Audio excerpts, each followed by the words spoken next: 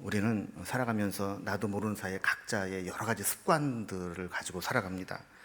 이 습관이 중요한 것은 이 사소해 보이는 습관들이 모여서 우리의 인격과 우리 인생을 만들어가기 때문에 그렇습니다. 그래서 처음에는 우리가 습관을 만들지만 나중에는 습관이 우리를 만든다라는 말이 있습니다.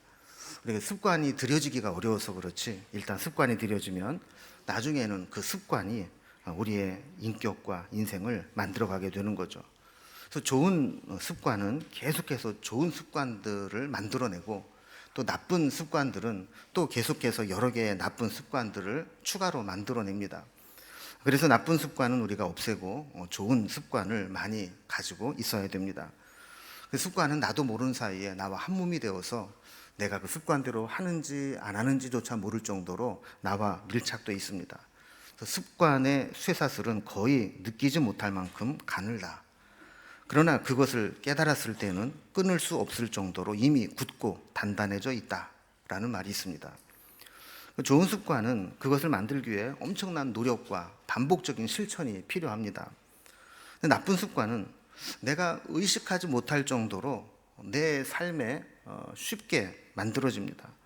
그것이 나쁜 습관이라는 것을 깨닫고 끊어버리려고 하면 이미 너무 굳고 단단하게 내 삶을 얽매이고 있어서 그걸 쉽게 끊어버리지 못한다는 것이죠. 이 습관은 행동이나 어떤 행실로 나타나기도 하지만 때로는 말하는 것이나 생각하는 것, 또 감정을 처리하는 데까지 우리의 어떤 습관을 형성하게 됩니다. 어떤 생각이 들었을 때 그 생각을 발전시키고 정리하는 과정도 사람마다 각각의 습관에 따라 다릅니다. 어떤 느낌이나 감정이 생겼을 때 그 감정을 어떻게 반응하고 처리하느냐도 각자 자기의 습관에 따라서 이루어지게 됩니다. 우리 신앙도 마찬가지죠. 어떤 일을 만났을 때 신앙적으로 어떻게 반응하느냐 하는 것도 각자의 습관에 따라서 다르게 반응을 하게 됩니다. 이 습관의 중요성을 강조한 책들이 많이 있는데, 그중에 최근에 이 제임스 스미스가 쓴 습관이 영성이다라는 책이 있습니다. 근데 이 책을 제목을 보고 샀는데 그 부제가 조금 원래 제목과는 의미가 좀 다른 것 같아요. 이 부제는 당신이 사랑하는 것이 당신이다, 이런 뜻입니다. 저자는 우리가 흔히 말하는 제자도라는 게 뭐냐 그랬을 때, 이 제자도는 암과 믿음의 문제라기보다는 우리가 무엇을 열망하고 무엇을 갈망하느냐에 달려있다라고 규정을 합니다. 우리는 흔히 이런 얘기를 하죠. 당신이 생각하는 것이 곧 당신이다. 그러니까 우리의 정체성을 설명할 때 내가 어떤 생각을 가지고 살아가느냐, 어떤 사고를 가지고 있느냐가 나의 정체성이다라고 생각하기 쉽다라는 거예요. 그러나 저자는 꼭 그렇지 않다고 이야기를 합니다. 왜냐하면 우리가 가지고 있는 지식과 우리의 행동에는 큰 간극이 있기 때문이라는 거죠. 우리가 안다고 해서 그 알미 반드시 실천이나 삶으로 연결되는 것은 아니라는 겁니다. 그래서 내가 어떤 존재인지 알려면 내가 무엇을 알고 있느냐가 아니라 내가 무엇을 사랑하고 있느냐, 그리고 무엇을 향한 열망과 갈증을 가지고 있느냐, 이거를 봐야 된다라는 겁니다. 왜냐하면 우리가 열망하고 갈망하는 것은 우리의 인생의 방향성을 결정한다라는 거예요. 내가 사랑하는 것, 내가 원하는 것, 그것을 향해서 우리의 인생이 그 방향을 향해 가고 있기 때문에 그것을 알면 내가 어떤 존재인지를 알 수 있다는 거죠. 오늘 본문에 보면 원망하고 불평하는 것이 습관이 되어 있는 사람들의 이야기가 나옵니다. 결국 이것도 그 책의 의도대로 해석을 해본다면 저들의 원망과 불평은 저들이 무엇을 사랑하고 있고 무엇을 원하고 있고 무엇을 갈증하고 있는가로 나타나고 있다는 겁니다. 오늘 본문의 배경을 좀 먼저 살펴보면 이스라엘 백성들이 시내산에서 1년 동안 머무르면서 모세는 시내산에 올라가서 율법을 받아서 백성들에게 선포하고 가르칩니다. 그리고 그들과 하나님 사이에 언약을 맺습니다. 그러면서 제사법도 만들고 성막도 만들고 하나님 백성으로 1년 동안 훈련을 받습니다. 그러다가 1년이 지난 후에 이제 그 시내 광야를 떠나서 가나안으로 새롭게 출발을 해서 한 3일쯤 지났을 때 있었던 일입니다. 10장 12절에 보면 이스라엘 자손이 시내 광야를 출발하여 바란 광야로 가게 됩니다. 33절에 보면 그들이 여호와의 산 시내 산을 떠나 3일 길을 앞서가며 이렇게 이야기를 하죠. 3일 길을 갔다. 이제 1년 동안 머물러 있었던 시내 광야에서 출발한 지 3일째 되는 날이라는 거예요. 우리나라 말에도 작심삼일이라는 말이 있듯이 3일이 됐을 때 저들에게는 원망과 불평이 터져 나온 겁니다.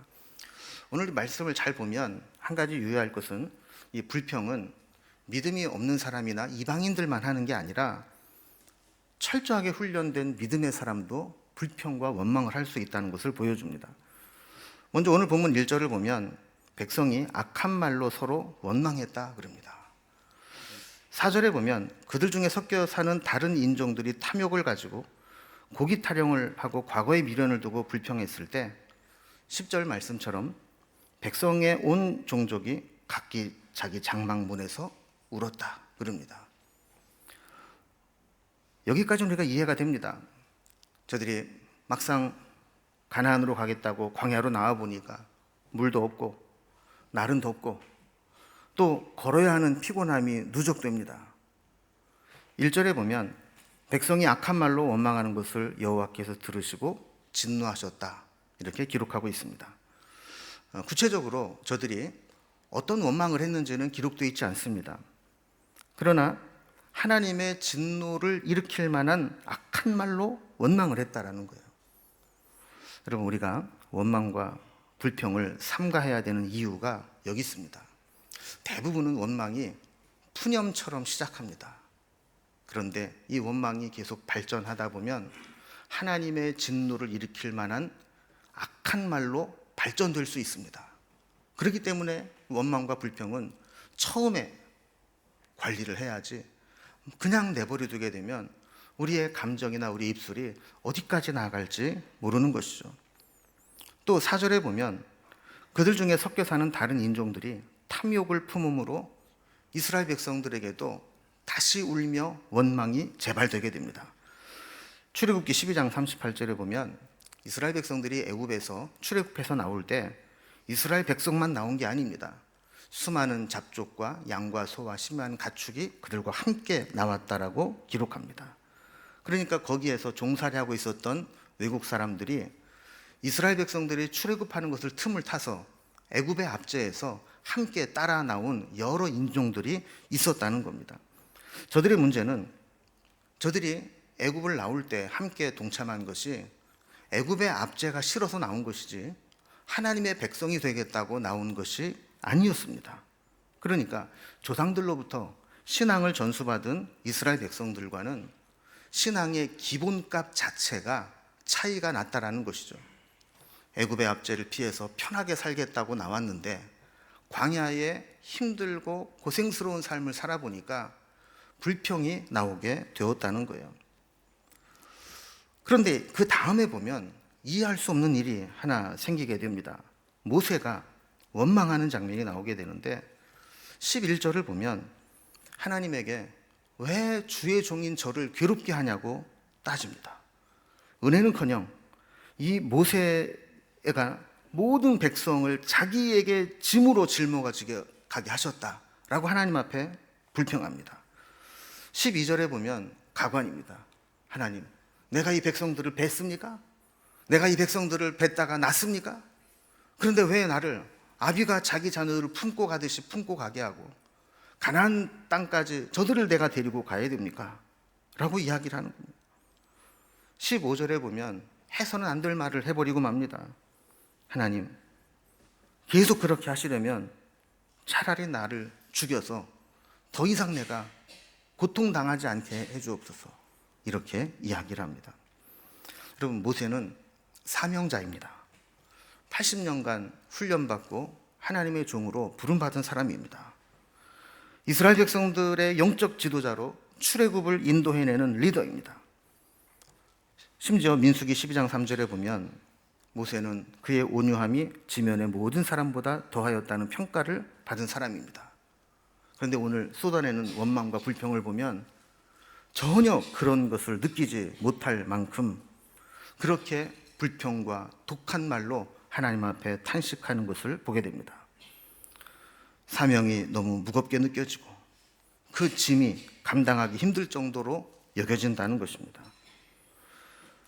여러분, 우리도 마찬가지입니다. 아무리 믿음의 사람도, 또 아무리 훈련을 잘 받은 사람도 힘든 일들이 반복되고 누적되게 되면 자칫 잘못하면 이렇게 원망과 불평을 쏟아낼 수 있다는 겁니다.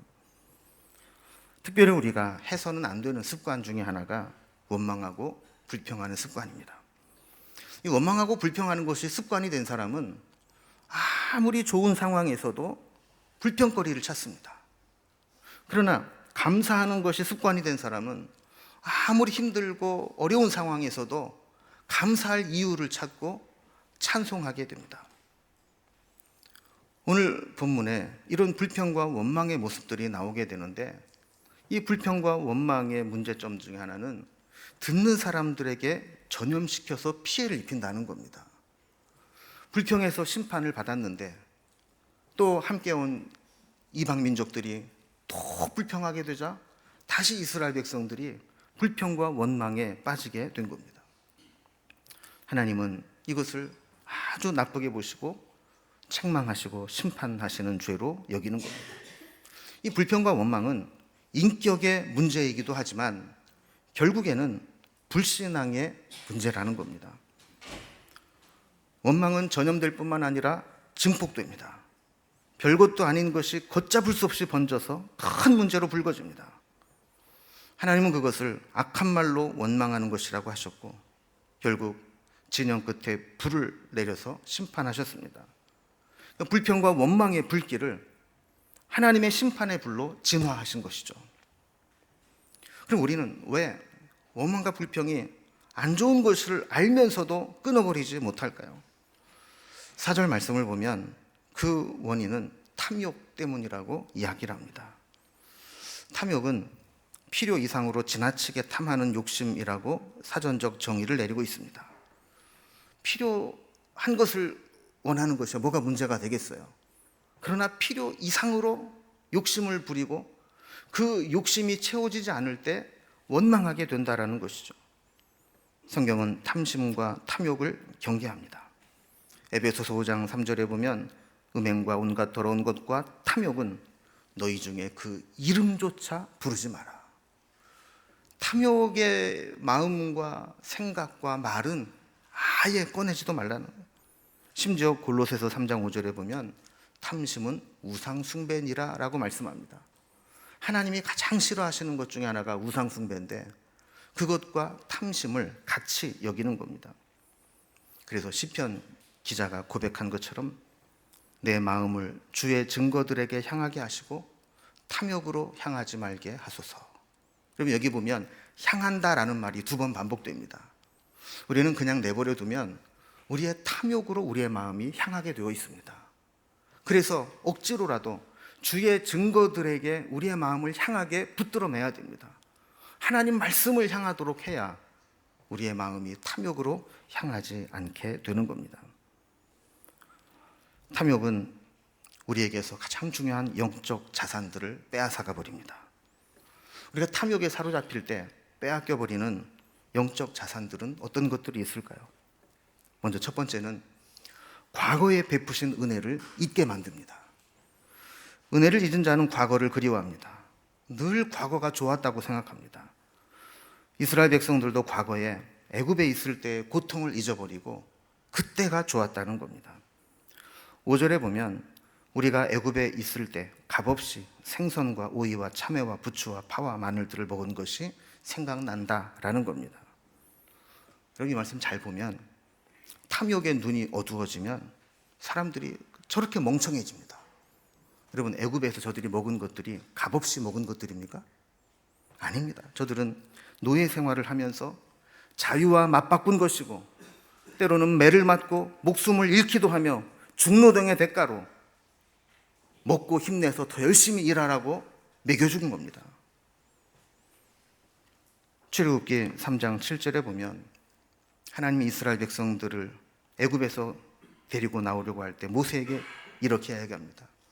내가 애굽에 있는 내 백성들의 고통을 분명히 보고 그들의 감독자들로 말미암아 부르짖음을 듣고 그 근심을 알았다고 말씀합니다. 얼마나 고통스러운 삶이었는지, 얼마나 하나님께 부르짖었는지를 하나님이 다 보고 듣고 아셨기 때문에 끄집어냈다라는 거예요. 그런데 그 먹을 것 때문에 그때가 좋았다는 겁니다. 고기 못 먹었다고 불평하다가 저렇게 멍청해지는 겁니다. 옛날 얘기하는 사람은 늘 불평과 원망이 있습니다.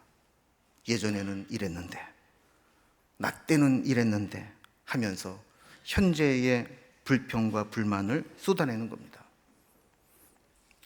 여러분, 성도님들은 모이면 목사님들을 비교하고 평가하고 그러죠. 그런데 목사들도 그럽니다. 목사들끼리 만나면 성도님들은 어떤 분은 이렇다느니 어떤 분은 저렇다느니 이야기하고 때로는 흉을 보기도 합니다. 어떤 목사님과 이야기를 하는데 이분이 한숨을 쉬면서 얘기를 하는 거예요. 부임을 해서 보니까 그 전임자를 교인들이 도저히 못 견디겠다고 들들 볶아도 쫓아내고 자기를 총빙했다는 거예요. 1년도 안 돼서 자기가 들볶이고 있다는 겁니다. 근데 그 이유가 너무 이해가 안 된다는 거예요. 그 목사님이 그렇게 못마땅해서 쫓아냈는데 이제는 그 목사님이 좋다는 거예요. 그러면서 지금 목사님도 그 목사님에 비하면 너무나 마음에 안 든다고 그렇게 불평을 한다라는 겁니다. 그래서 뭐 구관이 명관이라느니 바꿔봐야 옛날 목사님이 더 낫다느니 이런 소리를 자꾸 하니까 목회할 맛이 안 난다, 이런 이야기를 하는 거예요. 그럼 이런 사람들은요, 예수님이 와서 목회를 해도 만족하지 못하고 불평이 있을 거예요. 여러분, 이스라엘 백성들이 만나를 보고 느낀 감정의 변천사를 보면 얼마나 심각한지를 알 수 있습니다. 처음에 저들이 만나를 만났을 때 출애굽기 16장 31절에 보면 그 만나를 그 꿀 섞은 과자 같았다 그래요. 그러니까 꿀맛이라는 거죠. 너무너무 맛있게 먹은 겁니다. 그런데 오늘 본문이 되는 민수기 11장 8절에 보면 기름 섞은 과자 맛 같았다 그래요. 그럼 물론 이제 기름에 튀긴 거는 타이어도 맛있다 뭐 이런 얘기가 있지만, 여기 기름 섞은 과자 같다는 거는 기름기 때문에 질렸다는 거예요. 그만큼 맛이 확 떨어지지 않습니까? 그런데 민수기 21장 5절에 보면 이 만나를 혐오식품처럼 여깁니다. 우리 마음이 이 하찮은 음식을 싫어하노라, 이렇게 이야기를 하는 거예요. 처음에는 꿀맛 같았다가, 그 다음에는 기름에 튀긴 과자 같았다가, 그 다음에는 이 하찮은 음식 내가 싫어한다고 바뀌는 겁니다. 우린 이렇게 은혜에 대한 심각한 망각 증세가 있습니다. 과거에 받은 은혜를 망각하면 원망과 불평이 나올 수밖에 없는 겁니다. 여러분, 우리도 이 불평과 원망을 갖게 되면 과거에 주신 은혜의 영적인 자산들을 다 잃어버리게 되는 겁니다. 여러분 어떻습니까? 구원의 감격과 은혜가 식어지지 않고 여전히 마음속에 뜨겁게 남아 있습니까? 그 은혜가 있기를 바랍니다. 두 번째로, 탐욕이 빼앗아간 영적 자산은 현재 나와 함께 하시는 하나님, 나의 필요를 채우신 하나님을 보지 못하게 만든다는 겁니다. 탐욕은 지금 나의 욕망과 본능에 눈이 어두워져서 하나님이 나와 함께하고 계시고 하나님 내 필요를 채우신다는 것을 깨닫지 못하게 합니다. 하나님은 우리 눈에 보이지 않는 것 있어도 우리에게 필요한 것이라면 예비해 놓고 준비하고 계시는 분입니다. 애굽에서 나왔을 때 가장 불편하고 힘든 것은 물이었습니다. 저들이 홍해를 건너서 수르 광야에 들어서게 되었을 때 그때도 사흘 길을 걸어갔더니 물이 떨어진 겁니다. 그래서 또 원망을 합니다. 그러다가 마라라는 곳에 물을 발견하게 됩니다. 기대를 잔뜩 하고 갔는데 이 물이 쓴 물이라 먹을 수가 없는 물이었습니다. 그러자 원망하기 시작합니다. 출애굽기 15장 24절에 보면 백성들이 모세에게 우리가 무엇을 마셔야 되느냐고 원망하기 시작합니다. 근데 여러분, 성경을 쭉 읽다 보면 그 마라 바로 앞에 하나님이 물을 예비해 놓으신 것을 보게 됩니다. 27절에 보면 하나님은 그 마라 바로 앞에 엘림이라는 곳을 예비해 놓으신 것입니다. 엘림은 오아시스입니다. 물샘 12이 있고 종려나무 70주가 있어서 물을 먹고 그늘에 쉴 수 있는 오아시스입니다. 하나님은 그 엘림으로 지금 이끌어 가고 있는데, 조금만 더 가면 엘림에서 쉴 수 있고 물을 먹을 수 있는데 그새를 못 참고 마라에서 원망하고 불평하는 게 우리의 모습이라는 거죠. 이렇듯 원망은 지금도 우리와 함께 하시고 우리 앞에 필요를 채워놓고 기다리시는 하나님을 보지 못하게 만들고, 지금 당장 결핍된 거, 지금 당장 불편한 것, 지금 당장 모자란 것, 이것만 보고 원망하게 만드는 겁니다. 고기가 필요할 때 하나님은 메추라기를 준비해 두셨습니다. 민수기 11장 20절에도 보면 너희들에게 필요하다면 냄새도 싫어할 정도로 내가 고기를 주겠다. 그래서 한 달 동안 고기를 먹게 하겠다면서 엄청난 메추라기를 몰아주십니다. 31절에 보면 하나님이 바람을 일으켜서 메추라기를 몰아 저들이 모여있는 진영 사방으로 하루길 되는 지면에 2규빗 높이로 메추라기를 쌓아두십니다. 한 규빗은 남자 중지에서부터 팔꿈치까지입니다. 보통 30에서 35cm 정도 보는데, 그러니까 지면에서 60에서 70cm 정도까지 메추라기가 쌓여 있는 거예요. 죽기만 하면 되는 겁니다. 한 달 동안 그것을 먹게 하겠다라는 거예요.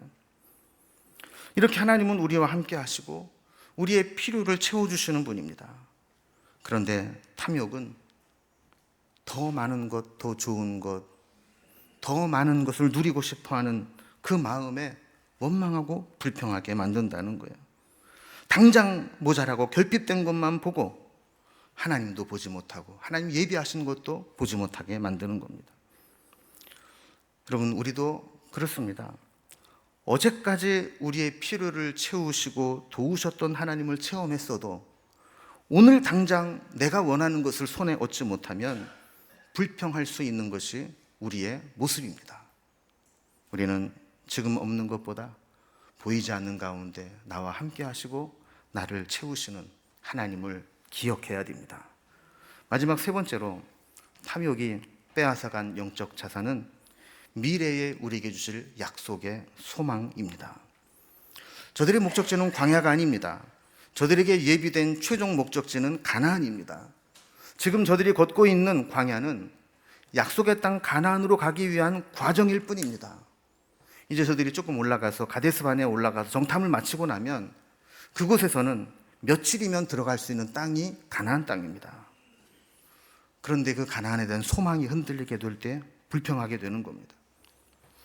처음으로 집을 사서 입주하기 위해 수리를 할 때 잠시 새방살이를 하게 된다면 그 집이 좁고 불편해도 불평하지 않습니다. 왜냐하면 수리가 끝나면 내 집으로 들어갈 거니까. 이스라엘 백성들도 마찬가지입니다. 애굽에서 종살이 하다가 이제 약속의 땅 가나안으로 들어가 살게 됩니다. 그 소망을 붙잡고 있다면 지금 광야가 좀 며칠 불편해도 참고 견디고 약속의 소망을 붙들고 가야만 했습니다. 그러나 그 고기 좀 먹지 못했다고 불평하고 원망하게 될 때 약속의 소망을 보지 못하고 계속해서 광야의 길을 헤매게 되는 겁니다. 모세도 이 문제에 걸려 넘어졌습니다. 백성들이 원망과 불평을 하게 될 때 참지 못하고 하나님께 독한 말로 원망과 불평을 쏟아냅니다. 주신 사명도 포기하고 차라리 죽여달라고 합니다. 여러분, 우리가 주의 일을 하면서 종종 시험에 들 때가 있습니다. 그 이유는 내가 일한 만큼 이 땅에서 다 보상받고 싶어 하기 때문입니다. 예수님은 사람에게 보이려고 의를 행하지 말라 하셨습니다. 구제할 때도 알리지 말고 오른손이 하는 것을 왼손이 모르게 하라고 하셨습니다. 기도, 금식 다 마찬가지입니다. 내가 한 것에 대해서 이 땅에서 다 칭찬받고 인정받으면 하늘에서 받을 상이 없다고 말씀하십니다. 자기 상을 이미 받았기 때문이라는 것이죠. 그러나 은밀한 가운데 행하고 사람에게 보상받지 않으면 하나님께서 기억하시고 다 갚아주신다는 겁니다. 여러분, 우리가 한번 계산을 한번 해봅시다. 우리가 자기 상을 챙기는 게 더 큰 상을 받겠습니까? 아니면 하나님께서 하늘에서 예비하신 상급을 주시는 것이 더 크겠습니까? 남들이 안 알아줘도, 우리여 남모를 수고와 고통이 있어도 하나님만 아시면 된다는 심정으로 참고 견딜 때 우리는 이 땅에서 받는 보상보다 훨씬 더 큰 상급을 하나님께 얻을 수 있는 겁니다. 우리는 이 소망을 붙잡고 살아가야 되는 겁니다. 우리 육체의 소욕과 본능을 채우는 것이 아니라 주신 약속의 소망을 바라보며 나아가는 것이죠. 말씀을 정리합니다. 여러분, 지금 여러분은 은혜에 대한 고백과 감사의 고백이 더 많이 나옵니까? 아니면 원망과 불평이 습관이 되어 나의 입술과 생각을 주장하고 있습니까? 믿음은 원망과 불평을 감사와 은혜의 고백으로 바꾸는 것입니다. 오늘부터 원망의 마음이 생길 때마다, 불평이 나오려고 할 때마다 감사의 고백으로, 은혜의 고백으로 바꾸는 연습과 실천이 이루어지기를 소망합니다. 이제 오늘 말씀을 맺습니다. 불평과 원망을 이겨내는 비결은 우리에게 잃어버린 영적 자산을 회복하는 것입니다. 과거에 그리고 지금까지 우리에게 베푸신 은혜를 기억해내고, 지금도 우리와 함께 하시고 우리를 위해 필요한 것들을 예비하신 하나님을 바라보며 우리에게 말씀으로 주신 소망이 흐려지지 않도록 믿음의 눈으로 바라보며 우리의 인생 여정을 다시 한번 힘차게 살아갈 수 있기를 주님의 이름으로 기원합니다.